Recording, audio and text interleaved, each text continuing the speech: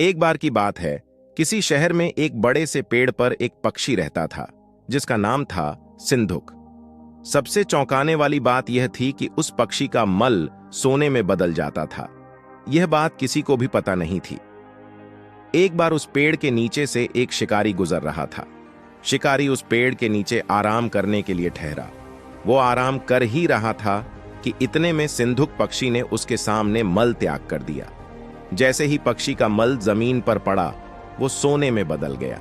यह देखते ही शिकारी बहुत खुश हुआ और उसने उस पक्षी को पकड़ने के लिए जाल बिछाया।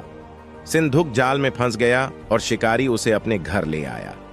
पिंजरे में बंद सिंधुक को देख शिकारी को चिंता सताने लगी कि अगर राजा को इस बारे में पता चला तो वो न सिर्फ सिंधुक को दरबार में पेश करने को कहेंगे बल्कि मुझे भी सजा देंगे।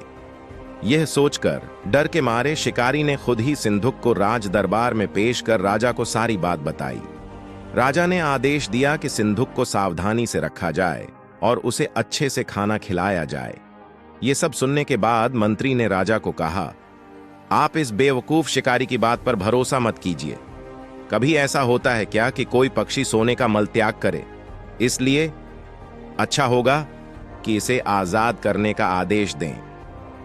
मंत्री की बात सुनकर राजा ने चिड़िया को आजाद करने का आदेश दिया। सिंधुक उड़ते उड़ते राजा के दरवाजे पर सोने का मल त्याग करके गया।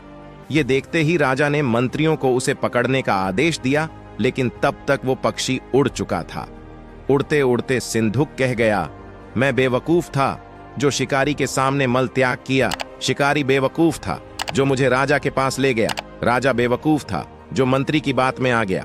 सभी बेवकूफ एक जगह ही हैं।